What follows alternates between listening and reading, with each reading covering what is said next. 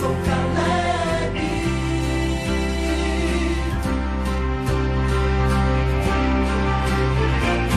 Ando pelo mundo como Cristo andou, para salvar, para salvar. Em todos os lugares, como o Mestre mandou, eu vou testemunhar, eu vou testemunhar. Vou deixar minha marca na história, vou viver os meus dias pra tua glória, pra tua glória. Eu sou Caleb, eu sou Caleb.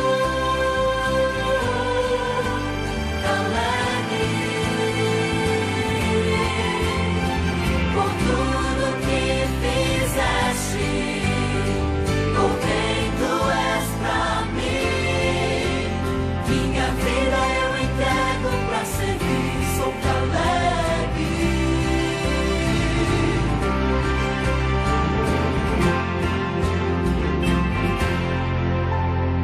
Por tudo que fizeste, por tudo que és pra mim, minha vida eu entrego pra servir.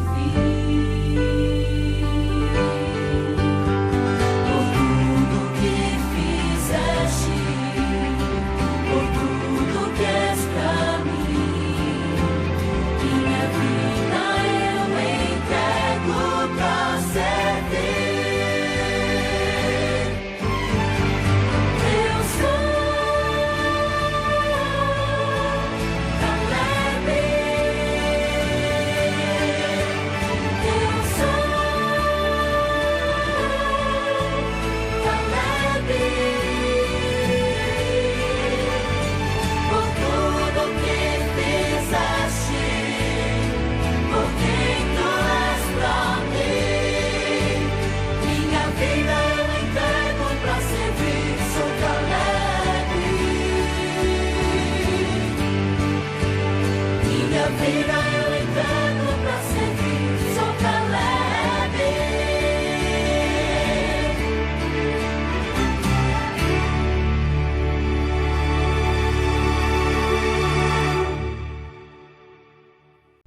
Boa noite, tudo bem? Eu estou aqui na IAGE São Silvestre, acompanhando de pertinho a nossa semana de oração jovem, semana de oração com o pastor Robson Aleixo. É muito bom ter a tua companhia aqui conosco, mais uma noite, para quem não conhece a IAGE São Silvestre, estou mostrando aí para vocês um pouquinho, tá bom? Se você não conhece, você pode nos visitar aqui, tá bom? IAGE São Silvestre fica na Rua Paraná 1212, tá certo? É pertinho aqui do Alto Parque Lanches e do Bela Roma, tá bom? Da Pizzaria Bela Roma. Você é nosso convidado especial para estar aqui conosco. Essa semana é semana online, então você vai acompanhando aí, tá bom? Mas sábado já estamos aqui presencialmente te esperando para poder te dar um abraço e, enfim, a gente poder se confraternizar, tá bom? Hoje, quinta-feira, estamos com mais um tema aí da nossa semana de oração e eu quero pedir para você não compartilhou a live ainda? Compartilha, nos ajuda aí, tá bom? Curte também porque ajuda demais, vocês não têm noção o quanto ajuda, tá bom? E você não é inscrito no nosso canal, nos nossos canais, no caso, então eu vou ficar um pouquinho mais pro lado aqui, vai aparecer todos os nossos canais aqui agora, o YouTube, Facebook e Instagram, tá bom? Então você pode se inscrever, curtir, e, enfim, pode ficar aí à vontade para que você não perca nenhuma informação, tá bom? Das nossas redes sociais. E aí você acompanhe também todas as nossas programações, tá bom? Vamos agora, nesse momento, nos colocar em pé e nós vamos cantar o hino inicial. Logo em seguida, nós iremos voltar aqui, tá bom? Para fazermos a oração. Que Deus abençoe e tenhamos um bom culto.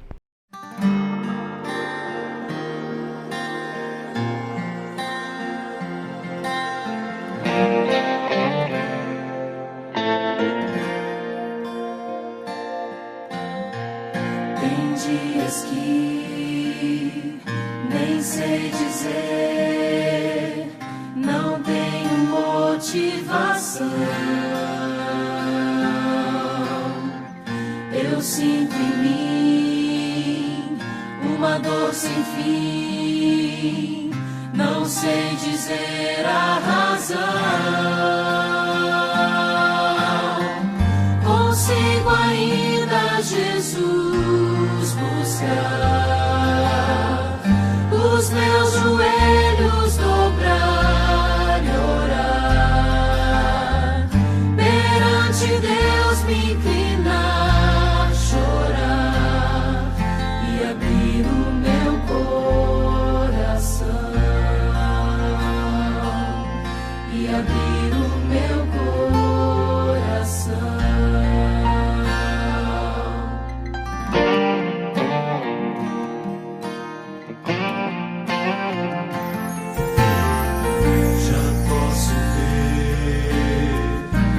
Sol brilhar, o vento e a paz vem soprar. Sem hesitar, irei sair, de meu Jesus vou falar. Sou mensageiro do Rei, Senhor. Testemunha do seu amor, ao mundo inteiro vou proclamar Que Jesus vai aqui voltar. Que Jesus vai aqui voltar. Sou mensageiro do Rei, sou testemunha do seu amor, ao mundo inteiro vou proclamar que Jesus vai aqui voltar. Que Jesus vai aqui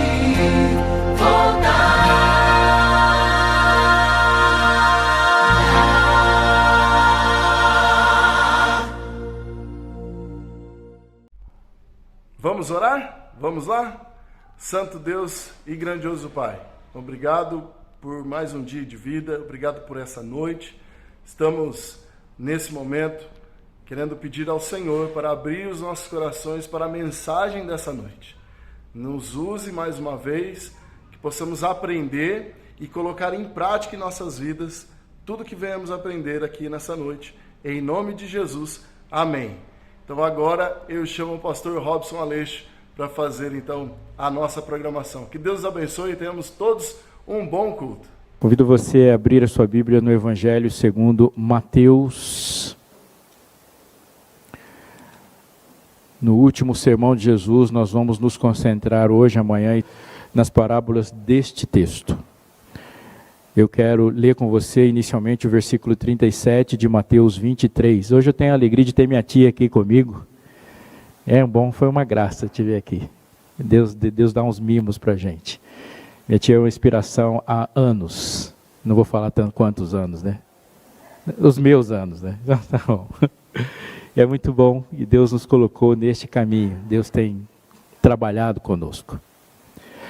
Você já fez uma pergunta alguma vez na vida e a pessoa que te respondeu a pergunta falou uma coisa diferente daquilo que você perguntou e te deixou assustado? Os últimos 2 anos, 2020 e 2021, eu trabalhei aqui no NASP, no campus São Paulo, ali na Zona Sul. Vocês conhecem o NASP. Eu conheço o Otávio de lá. Cadê o Otávio? Foi bom te ver, Otávio. De lá do NASP. O NASP fica no Capão Redondo. Assim que eu estava me mudando, eu fazia esse tipo de coisa. Eu perguntava assim, qual o melhor caminho para... E aí falava, e a pessoa, em vez de falar o melhor caminho, falava, não vai por aí não.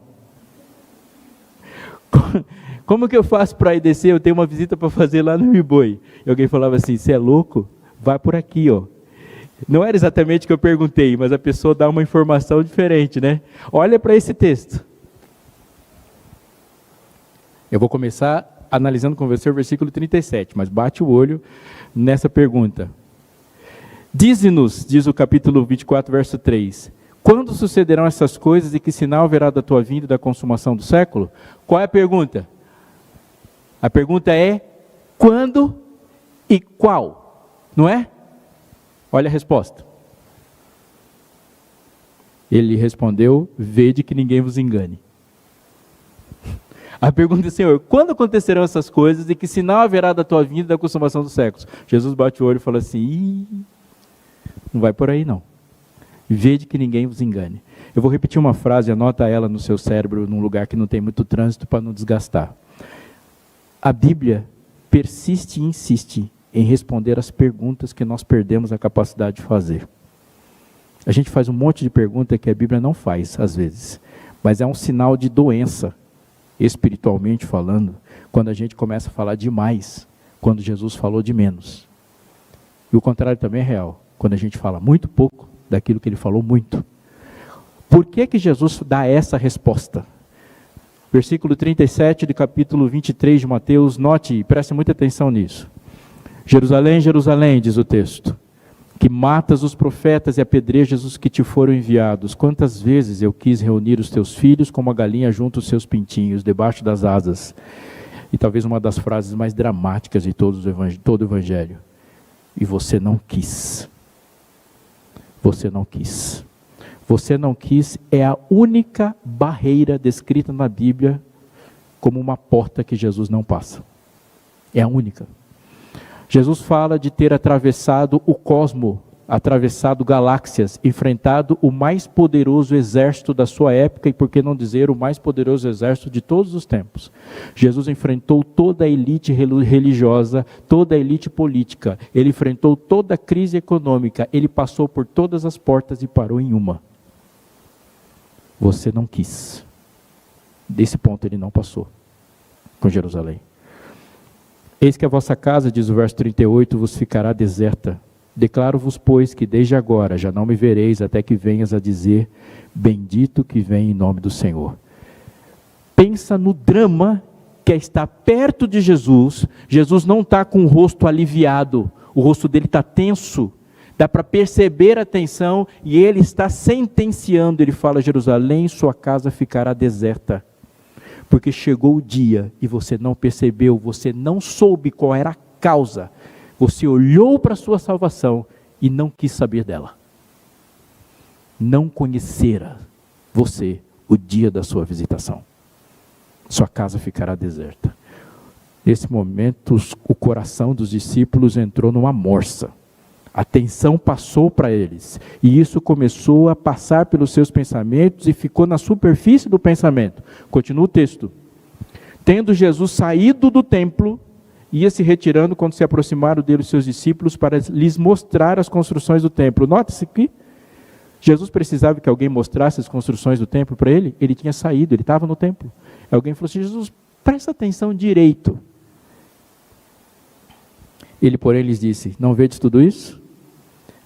Não ficará aqui, em verdade, verdade vos digo, que não ficará aqui pedra sobre pedra que não seja derribada. O que Jesus está dizendo? Aquilo que eu falei aquela hora, que a sua casa ficará deserta, é verdade mesmo. Vocês estão apontando o tempo, dizendo, Senhor, é isso mesmo? É isso mesmo. É isso. Naquele momento, o coração dos discípulos foi sequestrado por uma expectativa de catástrofe. Ele fala assim, isso aqui vai ser terrível. Isso vai ser o fim do mundo.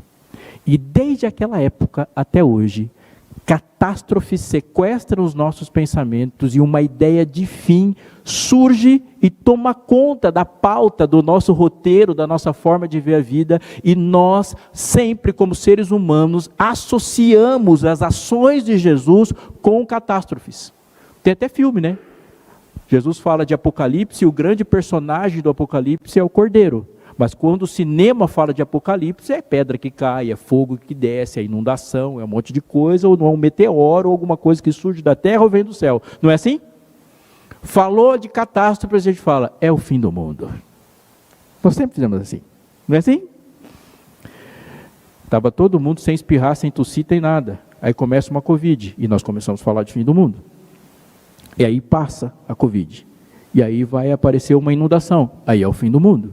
E aí alguma coisa catastrófica acontece em outro lugar, e a gente retoma a pauta de fim do mundo. Só que quando a gente está com medo, a gente se torna vulnerável a quem se propõe a resolver ou dar uma resposta para esse medo. Quando nós estamos com muita apreensão, nós nos tornamos vulneráveis a quem explica a nossa apreensão. Ou a quem diz um sentido para ela, ou quem responde à apreensão. Quando você está com o seu carro de boa e vai fazer uma manutenção regular, você calcula o preço, você pechincha o preço, você calcula os orçamentos e compara. Mas se o pneu estourar na estrada e você precisa resolver, você vai gastar dinheiro porque você se tornou vulnerável à apreensão. Estou viajando ou estou falando da sua vida? Não é assim? Quando você vê o nariz do filho sangrando, você resolve o problema e gasta mais dinheiro que isso, porque a gente quer resolver o problema rapidamente. No Monte das Oliveiras, verso 3, capítulo 24. Achava-se Jesus assentado quando se aproximaram dele os discípulos em particular e pediram: dize-nos quando sucederão essas coisas e que sinal haverá da tua vinda e da consumação dos séculos. O que está na cabeça deles? Catástrofes. O que Jesus responde? Você está prontinho para ser enganado. Por quê? Porque toda vez que aparecer alguma catástrofe, que o nariz ficar sangrando, que a cabeça ficar doendo, que você vê morte, vê alguma coisa que deixa as pessoas apavoradas, vai aparecer um espertinho, que eu chamo de falso profeta, e vai te apontar uma direção. E se você ficar nessa, você vai ser enganado facilmente. Então ele chama os discípulos e fala assim: eu primeiro vou te dizer o que não é. Olhe para o texto. Capítulo 24, verso 5. Porque virão muitos em meu nome, dizendo eu sou o Cristo, e enganarão a muito. O que ele está dizendo? O que os discípulos perguntaram? Quando você vem? Ele fala assim: vai ter um monte de gente que vai vir no meu lugar, e vai enganar muita gente. E como que eles enganam muita gente? Certamente ouvireis falar de guerras e rumores de guerras. Vede, não vos assusteis, porque é necessário assim acontecer. Como termina o versículo 6 na sua Bíblia? Mas não é o fim. Se você ficar pensando que cada vez que uma nação der um tiro em outra, eu estou voltando, vocês vão ficar suspirando toda hora, porque as nações fazem isso o tempo todo. O tempo todo. Se toda vez que alguém falar de guerra, você falar Jesus está voltando, chegou uma hora que você vai dar um alarme falso e ninguém acredita mais, porque é guerra o tempo todo. O seu mundo vive em guerra, e você vai ouvir falar de guerra certamente, mas não fique assustado. Seja sóbrio. Não paute a sua preparação por susto. Seja sóbrio. Seja sóbrio. Não é o fim. E ele vai continuar. Versículo 7. Porquanto se levantará nação contra nação, reino contra reino, haverá fomes e terremoto em vários lugares. Pode ler comigo o versículo 8? Porém tudo isso é o quê? É o princípio das dores. Ele falou, tá, vai devagar. Então sereis atribulados e vos matarão. Sereis odiados de todas as nações por causa do meu nome. Nesse tempo, muitos hão de se escandalizar, trair e odiar uns aos outros. Qual tempo? O tempo que os discípulos seriam atribulados e seriam mortos.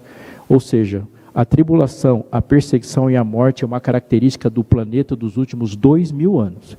Isso não significa que essas coisas não se intensificam no nosso tempo, mas significa que você não pode pegar isso como um único elemento de que Jesus está voltando. E ele vai dizer mais ainda: levantar-se-ão muitos falsos profetas e enganarão a muitos, e se por multiplicar a iniquidade, o amor se esfriará de quase todos, aquele, porém, que perseverar até o fim será salvo. E por favor, o versículo mais importante, porque é o único, do 1 ao 14, que ele fala de fato da pergunta que eles fizeram. E será pregado o evangelho do reino por todo o mundo, para testemunha a todas as nações. Como que termina o texto? Então virá o fim. O discípulo levanta a plaquinha. Guerra? Jesus fala, não. Fome? Não. Terremoto? Não. Falta de amor? Não. Nação contra nação? Não. Eu vou pregar o evangelho? Sim. Isso leva ao fim. Olha para mim, por favor. Se o sinal da volta de Jesus, portanto, não está sendo encontrado na sua vida, todos os outros são questionáveis. Porque os sinais da volta de Jesus, mais facilmente e identificadores, os legítimos sinais da volta de Jesus na sua vida, eles só são legítimos porque é o que Deus faz na sua vida. Porque guerra, fome e todas as catástrofes podem ser produzidas por homens maus, por Satanás, por hostes ou por as confusões próprias do mundo de pecado. O que Jesus está dizendo é, Satanás não vai fazer uma bagunça no mundo, eu vou ver a bagunça e vou sair correndo para responder ele. Quem determina a minha volta sou eu. Não adianta você olhar pela janela. Se os sinais da volta de Jesus não forem encontrados nos seus olhos, também não serão encontrados no Instagram. Quando as pessoas olharem para você, elas vão pensar, alguma coisa está acontecendo. Porque ele disse, esse evangelho do reino será pregado em todo o mundo. Quem pregará o evangelho? O que os discípulos estão ouvindo de Jesus? Jesus tirou o protagonismo do final, do templo, da catástrofe, do terremoto, da fome, da miséria, e colocou inteiro neles. Todo o protagonismo que ele estava olhando e o elemento da volta de Jesus que estava do lado de lá e falou, não é lá, pare de procurar sinal da minha volta na revista, no jornal, não é domingo à noite assistindo televisão que você vai dizer Jesus em breve virá, é andando pela rua, é você o elemento determinante da volta. Mas tem uma coisa aí, e muito importante, no versículo 13 ele vai dizer um versículo, nós falamos com ele essa semana e é muito importante, ele diz assim, aquele porém que perseverar até o fim, este será salvo. O que Jesus está dizendo implicitamente aqui? Ele fala, o seu desafio não vai ser o dia que eu vou voltar. O seu desafio vai ser daqui até o dia que eu voltar.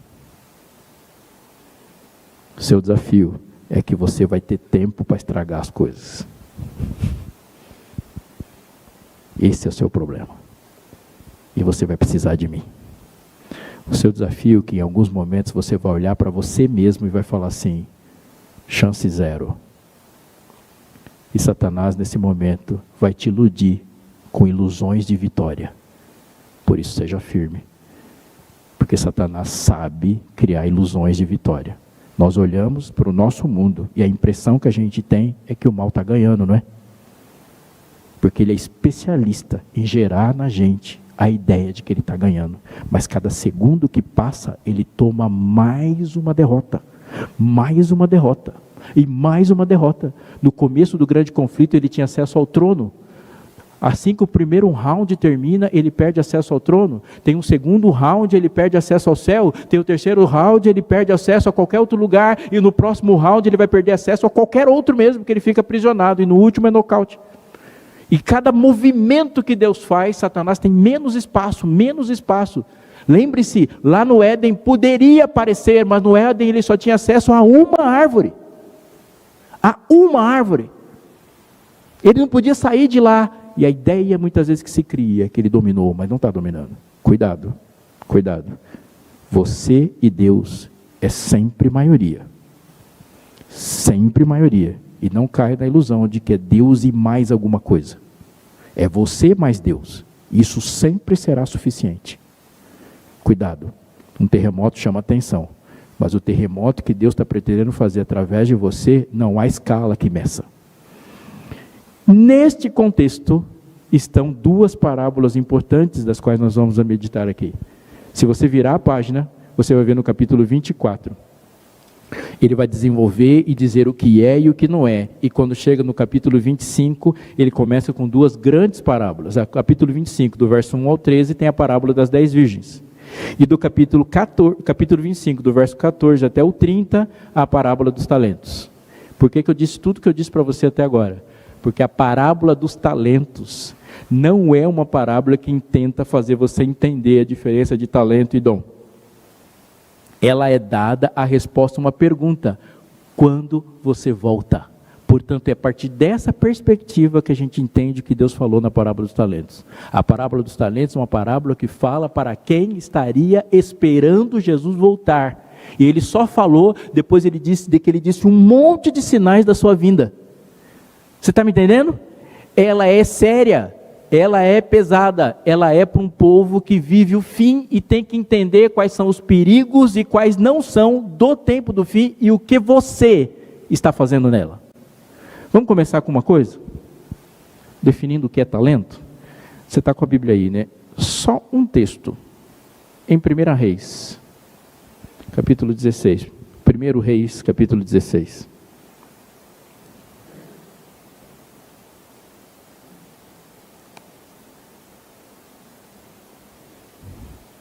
Achou? Você achou? Achei. O que é um talento? Verso 24. Falando dos feitos de um rei de Israel, um rei diz assim, ó, de Semer comprou ele o monte Samaria. O que está escrito na sua Bíblia? Por quantos? Por 2 talentos de prata. De Semer comprou ele um monte de Samaria por 2 talentos de prata. Para você ter uma ideia do que é um talento. 2 talentos se compra um monte. A cidade de Samaria foi comprada por 2 talentos. A cidade e mais toda a montanha. Isso é 2 talentos. 2 talentos é muita grana. 2 talentos você compra uma cidade. Uma cidade. Então, quando Jesus começa a contar a parábola dos talentos, ele está falando de valores enormes, de algo extremamente valioso. Nós estamos falando aí de 35, 34 quilos de prata, uma indenização por um trabalho de uma vida inteira.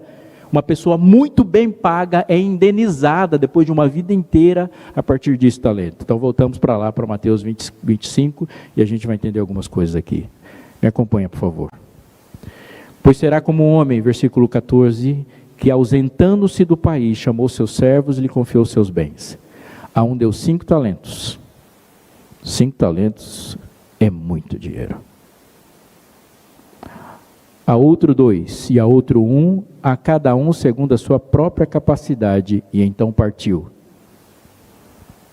Vamos pensar numa coisa. Qual era a habilidade dos servos? A habilidade dos servos era de lidar com dinheiro. Portanto, o texto não está falando que eles tinham dons diferentes, porque eles não tinham dons diferentes. Todos os 3 servos têm o mesmo dom. A capacidade de lidar com a quantidade, a abrangência do que eles vão fazer é que muda. Estão me entendendo, sim ou não? Todos eles sabem lidar com uma coisa, talento. Um recebe 2 talentos, outro recebe 1 talento, outro recebe 5 talentos, mas aí todos eles são servos que lidam com talentos. Eles recebem o talento, eles recebem quilos e quilos de ouro ou prata, eles recebem muito dinheiro, porque a capacidade deles é de lidar com dinheiro, mas nem todos eles têm a capacidade igual de lidar com quantidades de dinheiro. Um recebe 5, outro 2, outro 1. É obviamente que o talento aqui não se aplica diretamente a falar como nós lidamos com dinheiro, mas como nós lidamos com as incumbências que Deus nos deu. Entende? Eu e o Billy Graham temos o mesmo dom. A diferença é que ele pregou para uma quantidade muito maior de gente do que eu. Pode ser que você tenha o mesmo dom que cantar que uma outra pessoa, mas uma pessoa vai cantar para 1 milhão de pessoas e você vai cantar para 10 pessoas. É o mesmo dom, só que Deus escolheu que ele fizesse isso e você fizesse outra coisa. Quem determina? Deus. Deus escolheu um ser humano, Pedro, para ser apóstolo. Escolheu um outro ser humano para ser outra coisa, talvez fazendo uma coisa que o mesmo dom dá. Alguns profetas falaram para muitas pessoas. Outros profetas não vão falar para muitas pessoas. Deus escolhe, mesmo que haja o mesmo dom, a atuação no dom é escolhida por Deus. Me fiz compreender? Quem tem dons? Todos. E porque é impraticável, inconcebível alguém falar que não tem dons? Por favor, em nome de Jesus, leve muito a sério o que eu vou te dizer. Dom é, em essência, a reprodução de uma atitude, de uma ação divina na vida daquele que se entrega a Ele. Dom é quando Deus faz uma coisa que Ele próprio faz através de você. Isso é dom. Vou dar um exemplo que eu gosto de dar. Alguém aqui já ouviu falar da Amy Winehouse? Ela cantava bem? Muito. Muito. O cantar bem da Amy Winehouse é um dom? No sentido que a Bíblia quer que você entenda, não. Por quê? Porque eu não conheço. Se você conhece, por favor, me informe que eu vou parar de usar esse exemplo. Alguém que escutou a Amy cantando Rehab e falar assim, hoje eu contemplei Jesus, quando eu escutei ela falando Rehab. Nunca ouvi falar disso. O Michael Jackson sabia cantar? Você conhece alguém que entregou a vida para Jesus ouvindo o Michael Jackson cantar Billie Jean? Não. Eu posso cantar bem. E posso cantar bem longe de Jesus. Mas se Deus não quiser produzir o sobrenatural de fazer com que alguém o contemple e se transforme através disso, você pode cantar muito bem que não vai acontecer nada. Existem pessoas que podem fazer discursos maravilhosos. E a habilidade de fazer um discurso é notável pelo mundo inteiro. Mas transformar um coração, ou Deus faz isso, ou não vai acontecer. E Deus faz isso soberanamente. Ele fala, vai acontecer. Nós nunca nomearíamos Balaão para pregar num dos nossos cultos. E Deus quis que alguma coisa acontecesse com o sermão dele. Como de Jonas, que pregou de má vontade, contra a vontade e detestando o seu público. Deus falou, eu vou agir. Deus age. Deus age. Mas eu não sei fazer direito. É outra conversa, não chegamos nesse ponto. O que você deve pedir antes de qualquer coisa é poder. Então, por favor, anote isso, queridos. Antes de a gente preparar uma atividade, a gente se prepara para a atividade. Antes de você preparar uma mensagem, se prepare para a mensagem. Se prepare para isso. Porque é o poder que faz com que as coisas se transformem. O poder age na habilidade. O poder age na pessoa. Quando Deus fala assim, você vai fazer uma coisa que eu faria. Portanto, Deus toca o doente sara. Dons de curar. Jesus fala e os corações se transformam. Dons de falar. Entende?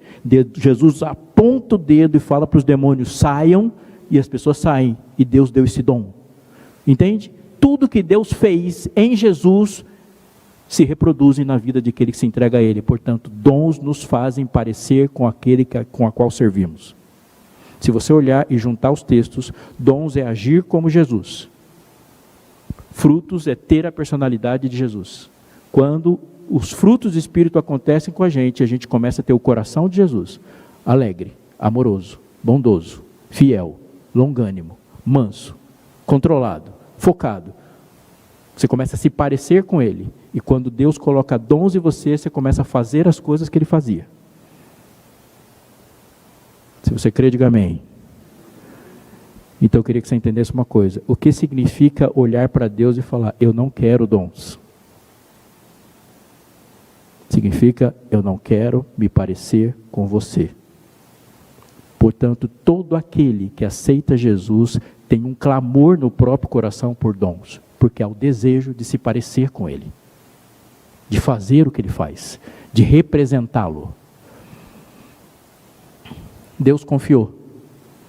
E confiou habilidades, confiou dons e confiou uma incumbência. E a espera está na incumbência.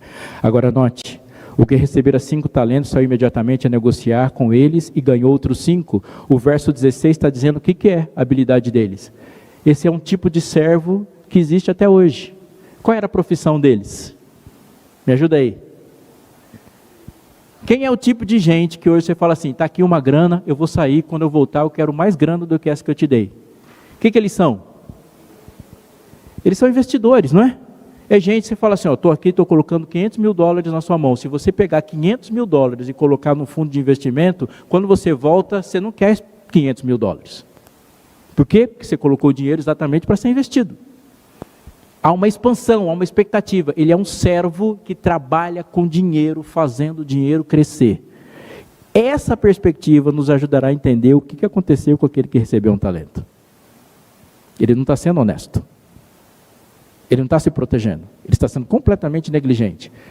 Do mesmo modo, diz o verso 17, o que receberá 2 ganha outros 2, mas o que receberá 1, saindo, abriu uma cova e escondeu o dinheiro do seu senhor. Eles voltam, tanto que recebeu 5, que agora tem 10, e aquele que recebeu 2, agora tem 4, entregam o talento e recebem e escutam a mesma coisa. Ele diz, muito bom, servo bom e fiel, fosse fiel no pouco, sobre o muito te colocarei, entra no gozo do teu senhor.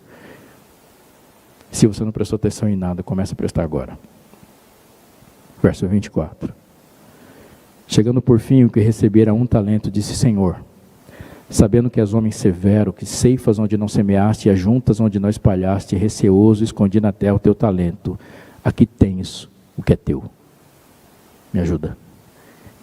Quem são os servos? Eles representam quem na parábola? Quem são os servos? Somos nós. Qual é o servo que Jesus quer que você mais preste atenção? Do que recebeu 1. Porque a gente tem que prestar muita atenção nele, porque ele é o risco.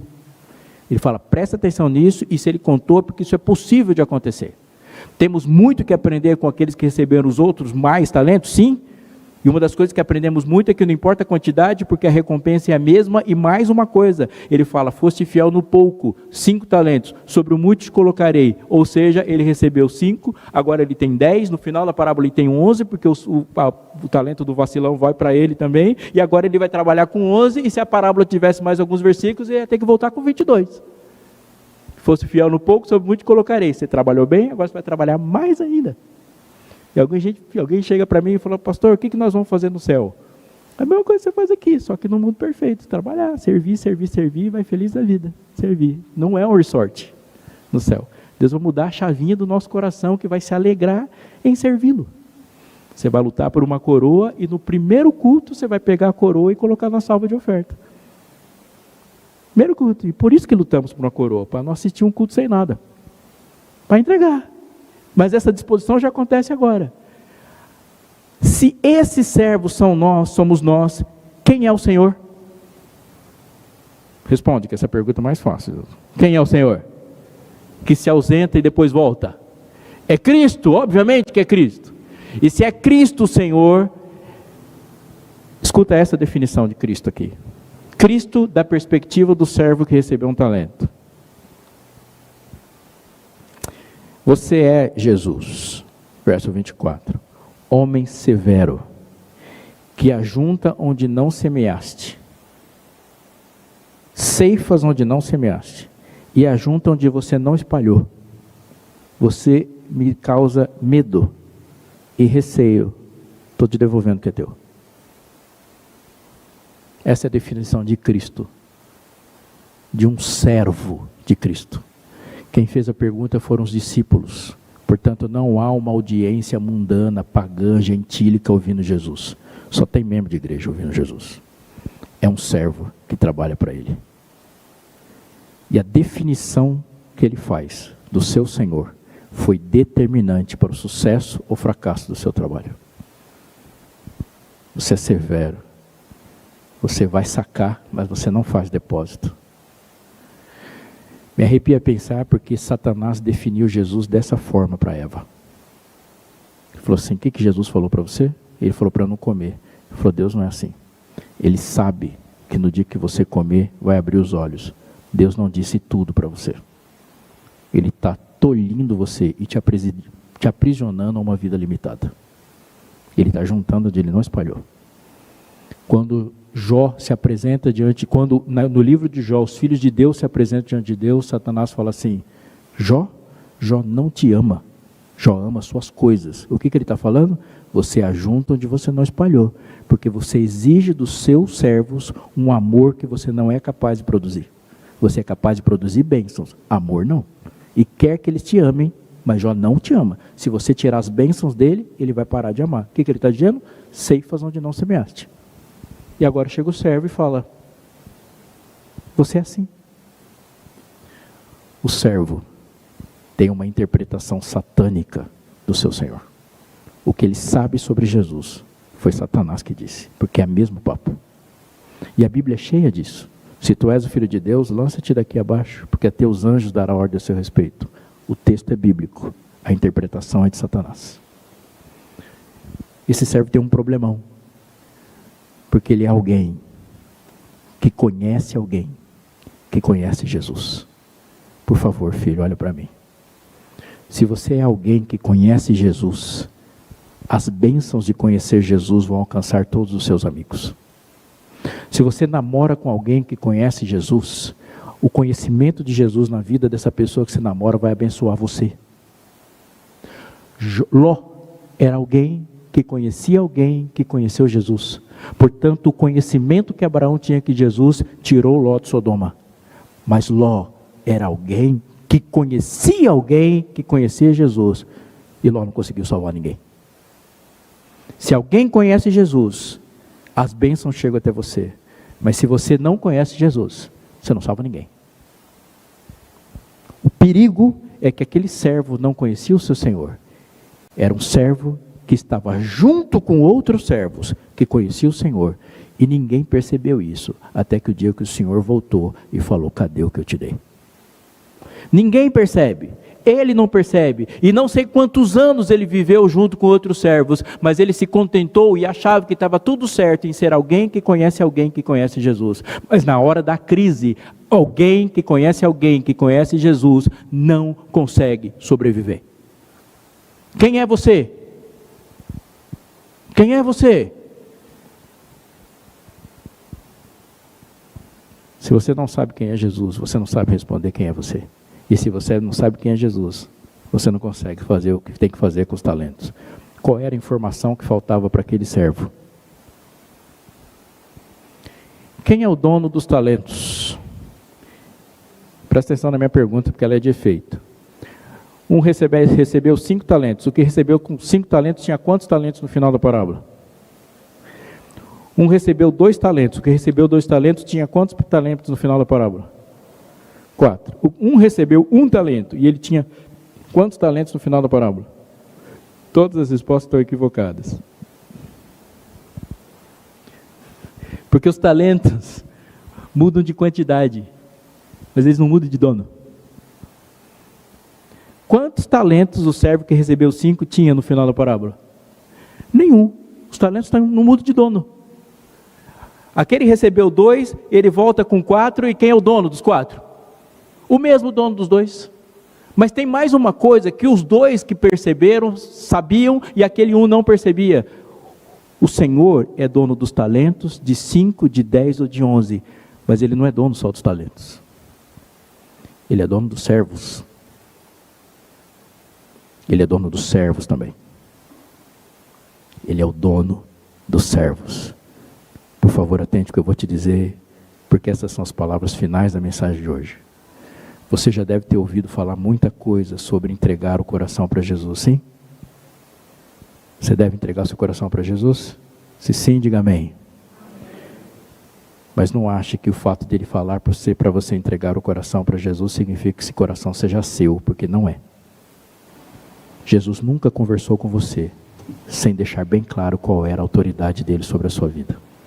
Entregar o coração para Jesus significa que esse coração sempre foi dele.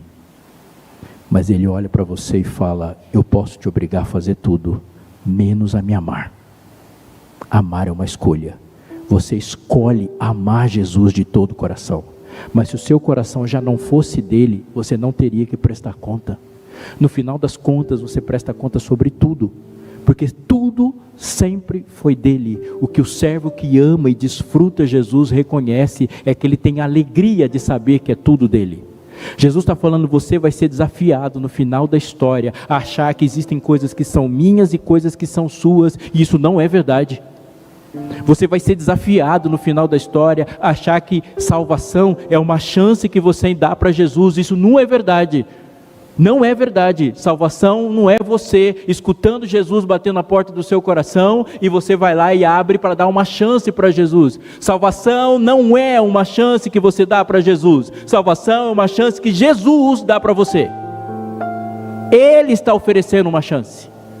Não somos nós que falamos: Jesus, eu vou te dar uma oportunidade. Ele está oferecendo a oportunidade. E a oportunidade que Ele está oferecendo é: olha para mim, a mim pertence a salvação, e eu quero você comigo. Mas fora a vida com Jesus, não existe uma outra alternativa de vida. Vida é Ele e mais nada. Mas há também algo real da chance que Ele oferece. Ele não oferece uma vidinha. Você vem com 5 talentos e aparece com 10, Ele fala: agora vamos para o 20. Se voltar com 20, Ele fala: agora vamos para o 40. Porque vida com Ele é uma vida em abundância. Jesus é a única definição de algo infinito, onde você cai no infinito e não se perde. Tudo nessa vida, se for espaçoso demais, a gente se perde. Só em Jesus que não. O tempo todo Ele está falando: filho, você vai ouvir no tempo do fim, que quando você passar pela porta e entrar no meu mundo, esse mundo vai ser aprisionado, vai ser não pode, você vai ficar pequeno. Mas é exatamente o contrário, porque quando você entra no coração de Jesus, você entra num espaço infinito de liberdade. Mas o mundo está dizendo para você que é o contrário, né? Você vai parar de beber, parar de fumar, parar disso, parar, e a porta estreita, na verdade, é a definição de uma camisa de força. Deus fala: cuidado. Em mim, as coisas são inimagináveis. Você entra no modo sobrenatural da vida. Modo sobrenatural da vida. Pedro olhou para Jesus e falou: Senhor, longe de ti que faça tal coisa. E a repreensão de Jesus foi: aparta de mim, Satanás, porque você não cogita das coisas de Deus, mas dos homens. Ou seja, a sua visão é desse tamanho. Agora comigo não. A visão é de longo alcance. Você vê o que ninguém viu, pensa que ninguém pensou, e vive num tempo que ninguém consegue. Sua mente é empoderada, não há limites. Você é sempre encontrado com a maioria, multiplicando. E essa geração que vive nessa dimensão termina a história. Quantos servos Jesus precisa para terminar a história? Quantos servos? De quantos servos Jesus precisa para terminar a história? Quantos? Qual é o tamanho do time de Jesus para ele conseguir ganhar o jogo? Você já leu Juízes? A gente olha para Juízes e fala assim: uau, Jesus, o Senhor venceu com 300. Leia mais 2 capítulos para frente. Tem a história de Sansão para dizer para você que Jesus não vence com 300, ele vence com 1. Se a gente baba com Gideão com 300, depois tem Sansão, era 1. E olha que 1 que era, Sansão. O que Sansão faz de certo? 1 cabeludo. 1. Ele vence com 2, ele vence com todo mundo, ele vence com 300, ele vence com ninguém, vem uma espada, pica todo mundo, nem ninguém, ele vence com 1. Quantas pessoas Jesus precisa para terminar a história? Ele só precisa de você. Isso porque ele quis precisar. Ele podia fazer isso sem você. Mas ele fala: servo, se pareça comigo, e o mundo não suporta. Escuta isso. Ele disse: coisas maiores farás. Coisas maiores farás. 12 e o mundo virou no avesso. Aqui tem gente suficiente para o sistema colapsar em semanas. Em semanas. O que a gente precisa fazer é: Senhor, eu não quero ser alguém que conhece Jesus. Eu quero olhar para o céu e dizer: era dele que eu falava. Você já olhou para o céu numa noite escura? Já? Você viu o tamanho das estrelas? Um dia minha filha, quando era bem novinha, falou: pai, eu queria que você puxasse a lua. Vai, filha, o braço do pai tem uma envergadura até que mais ou menos, mas não dá, né? Elas são pequenininhas. Pertinho das Três Marias ali tem uma estrelinha que nós chamamos de Betelgeuse. Betelgeuse é uma estrelinha que a gente quase não vê. São Paulo, então, só tem que chover muito no inverno e tem que parar todos os carros para conseguir ver Betelgeuse. Betelgeuse é minúscula, bem um pouquinho para baixo das Três Marias ali. Betelgeuse tem uma massa de 1 bilhão e meio de vezes maior do que o Sol. Dá para pensar? Se ela explode lá, a gente morre aqui. Mas não é a maior que a gente conhece. Betelgeuse tem muitas, muito maiores. As luas gêmeas, Pollux, Sirius. Mas uma das mais conhecidas, esses dias acharam uma maior ainda, é Cão Maior. Dá para ver melhor do Polo Norte. Se um dia você estiver passeando por lá, não perca a oportunidade de olhar para Cão Maior. Cão Maior é tão grande, que se você pegar um avião numa velocidade de cruzeiro, 950 km por hora, você levaria 1.100 anos para dar uma volta. Não dá para colocar na tela e comparar, porque não tem pixelização suficiente para colocar o Sol e Cão Maior na mesma tela, não tem como. 1.100 anos para dar uma volta a quase 1.000 km por hora. Isso é o tamanho de Cão Maior. Pensar que Jesus falou isso, criou ele falando, mas não dá para ver. Daqui a gente não vê, e do Polo Norte é um pontinho bem pequenininho, nem brilha. Mas quando você pega um telescópio, coloca o olho no telescópio, aquilo que era uma estrelinha, você fala, uau, é grande. Quando a gente olha daqui para o céu e vê aquele monte de pontinhos brilhantes, é a estrelinha de um sonho infantil. Quando você põe o olho num telescópio e vê o tamanho daquilo, você fala, uau, é grande. Se o planeta Terra cair num buraco em Cão Maior, ninguém nunca mais acha. Deus é assim. Jesus que eu conheço no meu mundo é muito difícil de ser visto a olho nu. A olho nu, a Bíblia também não é encantadora, é um monte de texto um depois do outro. O Jesus do meu mundo, ele também é assim. E as pessoas falam de Jesus como falam das estrelas, é uma entre 1 milhão.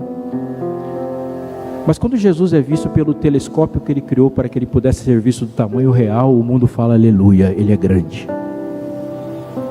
Você é um telescópio de Deus. Você é o telescópio que Deus criou para as pessoas que são incapazes de vê-lo a olho nu. E como que o telescópio aparece? Como que o telescópio mostra? Para que os homens vejam as vossas boas obras. E qual é o resultado? E glorifique o vosso Pai que está nos céus. Alguém olha para você e fala assim, você nunca faria isso. Alguém fez isso.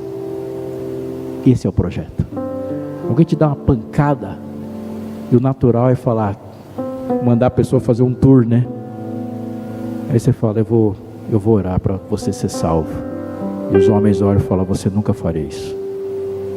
O normal do mundo é fugir da dor e buscar prazer, e de repente você começa a ter prazer na dor por ele, e Deus fala, essa pessoa foi eu que mudei, e o mundo fala, isso não é normal. Sabe o que Deus está dizendo para você? É que não importa se você recebeu 5, 2 ou 1 talentos, é a dimensão que você faz do conhecimento dele que vai multiplicar os talentos, porque ele te chama para o modo sobrenatural de viver. Os servos multiplicam porque eles sabem para quem eles trabalham, se alegram em trabalhar para eles, e a dimensão sobrenatural faz que o mundo bata o olho e fala, você nunca faria isso. Quem fez? E os homens veem as vossas boas obras e glorificam o vosso Pai que está nos céus. Glória para cima como resultado de graça para baixo. Você está aqui, eu também, e é uma pergunta para ser respondida. Como nós vamos nos apresentar? Jesus está dizendo para você hoje, vinde benditos de meu Pai. Eu vou responder a oração que você tem feito há muito tempo. Um dia você falou, venha o teu reino, venha o teu reino, venha o teu reino, seja feita a vossa vontade. Deus vai olhar para você e falar, chegou o reino total. Entrar em posse do reino que você está preparado desde a fundação do mundo. Nossa oração agora vai ser cantada. Queria chamar a equipe de louvor aqui para a gente terminar como temos terminado todos os dias. Se é que eles já não estão aqui, né?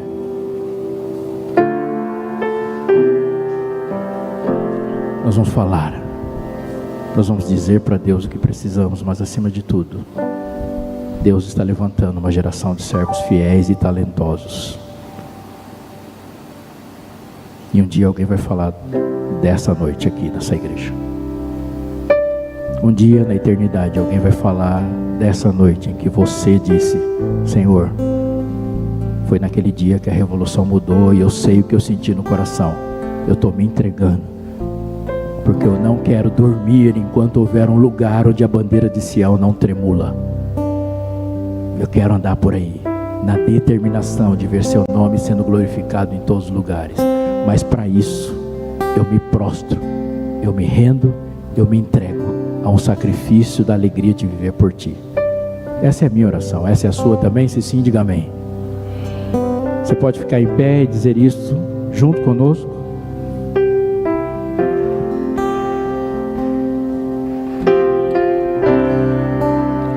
A ti eu vou clamar, pois tudo vem de ti e tudo está em ti. Por ti vou caminhar, tu és a direção, um sol a me guiar. Tudo pode passar, teu amor jamais me deixará. Sempre há de existir nova manhã preparado pra mim. Cante com o coração. Eu me rendo aos teus pés, és tudo que eu preciso pra viver. Eu me lanço aos teus braços, onde encontro meu refúgio, Jesus.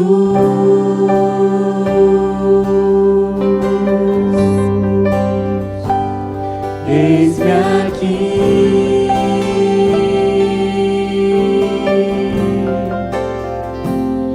Jesus.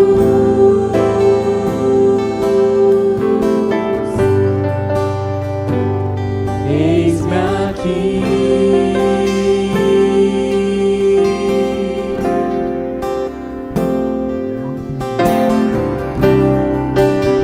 A ti eu vou clamar,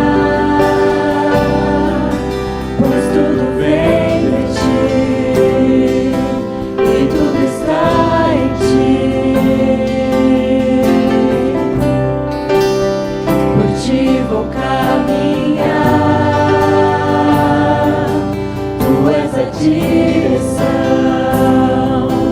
o sol a me guiar.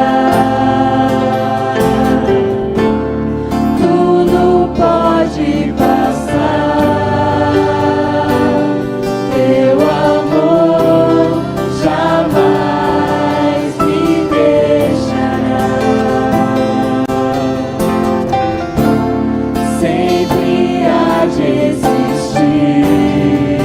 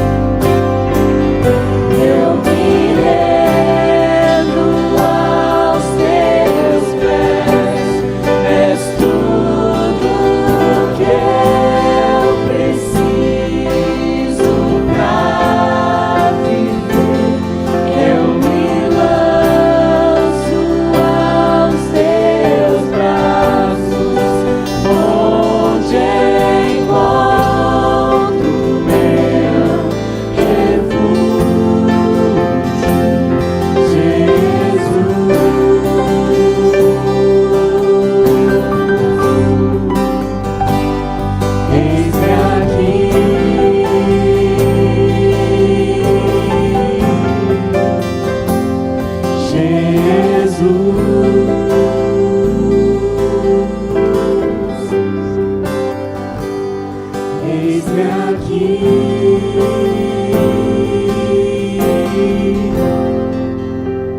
Canta, igreja. Eu me rendo aos teus pés, és tudo que eu preciso pra viver. Eu me lanço aos teus braços, onde encontro meu refúgio, Jesus.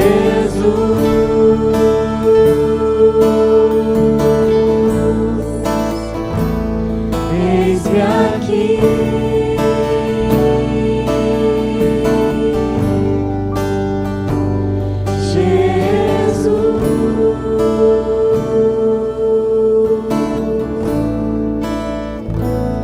Eis-me aqui.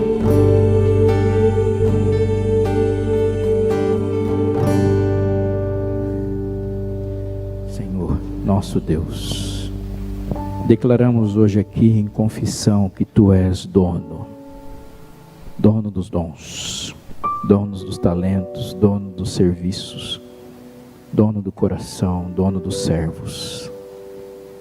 Que seja um sinal para o mundo de que o Senhor está voltando o nosso caminhar, trazendo os Teus talentos de volta para apresentá-los a Ti.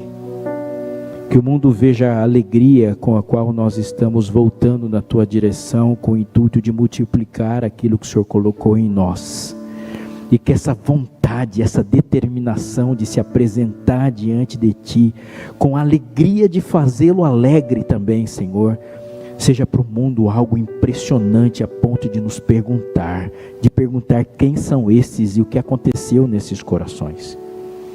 Senhor, quando o mundo olhar para nós como sacrifícios que queimam completamente, com a disposição de se colocar no altar, sem a vontade de sair de lá, sem fazer trocas ou negócios, mas de entregar-se completamente, Senhor, e de sentir a alegria de ser Teus.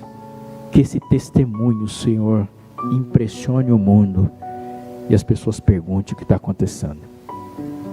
Faz de nós telescópios Teus, Senhor, hoje, para aqueles que têm enorme dificuldade de vê-lo a olho nu, possam vê-lo através de nós.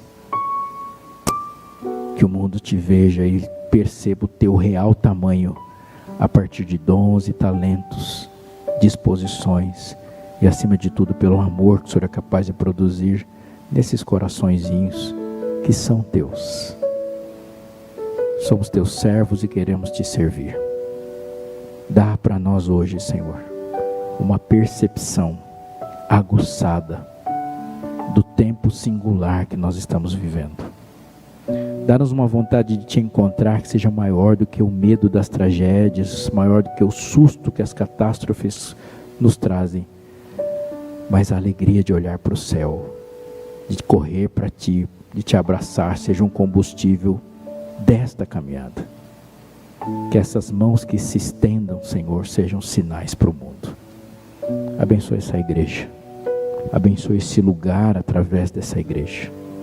Abençoe-nos, Senhor. Faz dos jovens dessa igreja canais de bênção, Senhor. Que a esquisitice espiritual deles chame atenção. Que a disposição chame atenção. Que o modo sobrenatural de vida faça o mundo virar no avesso. E não permita que nós esqueçamos que viver contigo, ser encontrado contigo, é ser encontrado sempre em maioria. Senhor, que nenhuma circunstância, portanto, nos encontre separados. Em nome de Jesus. Amém.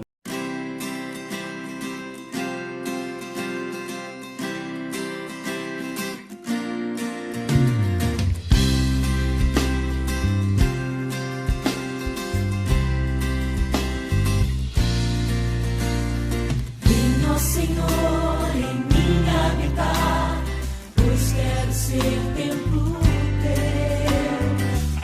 eu sair desse lugar, que Jesus permaneça em mim.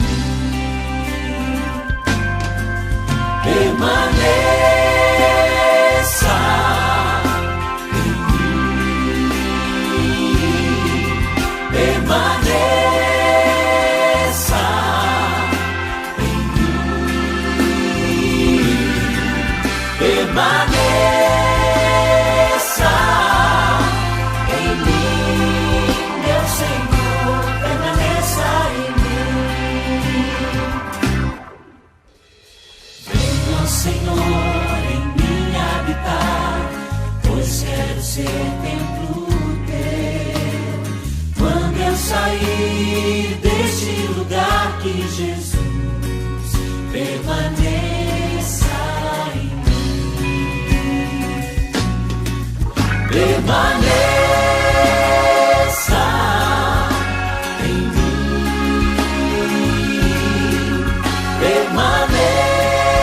Permaneça em mim. Permaneça em mim, meu Senhor, permaneça em mim. Permaneça